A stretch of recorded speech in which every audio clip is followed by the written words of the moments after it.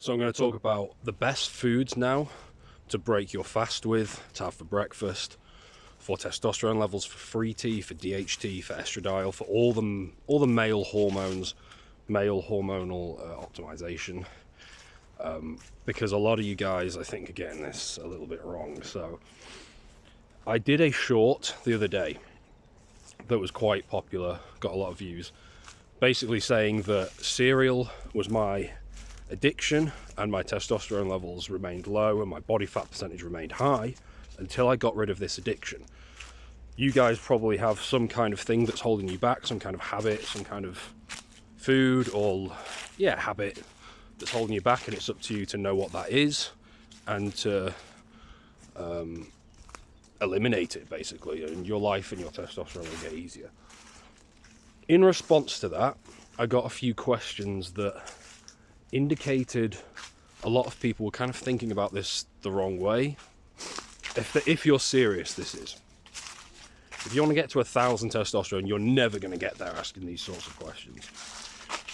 So as a follow-up to that anti-cereal short, there were quite a few people asking things like, what about porridge?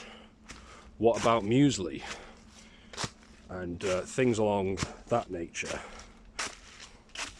And my answer is that, well, yeah, they're less bad than chocolate cereal, obviously. But if you're really serious about testosterone, why on earth would you break your fast with muesli when there's things out there like eggs, avo, salmon or other kinds of fatty fish, Greek yogurt, honey, blueberries, mixed fruits, raw milk? You've got all these far superior food choices for just about anyone, especially if you want to optimize gut health, especially if you want more B vitamins, magnesium, zinc, selenium, D3 in the case of the fatty fish, and to some extent the eggs. And where am I going here? I think it's up there. And also boron in the avocado. And what else did I say? The omega-3 and the anti-inflammatories from the fatty fish. Why on earth would you choose muesli? That's just so inferior. You shouldn't. When I say cereal is bad for testosterone, you shouldn't immediately think, what about these slightly less terrible options? You should be replacing that entirely and just having a far better breakfast. And you do that 7 days a week, believe me, your test will double or triple within months. You'll have it will be life-changing if you do this properly, especially if you don't mess up on the weekends, especially if the rest of your meals are good, you're not drinking loads of alcohol, stuff like that. You're training hard, getting some sunlight, some nature. And then also the problems with things like muesli, DHT, oats. Not the best things for gut health, especially the oats. You lose a lot of DHT in the gut when there's problems. If you want a masculine hormonal optimization, you want to gain as much muscle as possible, that's not going to be great. There's an awful lot of bodybuilders out there on a lot of steroids who eat oats. They don't have to worry about this, but if you're natural, you do have to worry about this. The chicken, rice, broccoli thing, it works for guys on steroids, but it's not the optimal thing for guys who are natural. You're going to want more fats than that.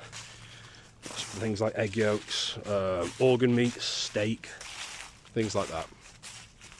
So, and then muesli, these things tend to spike your insulin first thing in the morning, and there's just not anywhere near as many fundamental nutrients for testosterone. It's inferior on so many levels, so you shouldn't be asking what is the slightly less awful option compared to chocolate cereal. It should be, okay, what did you replace it with?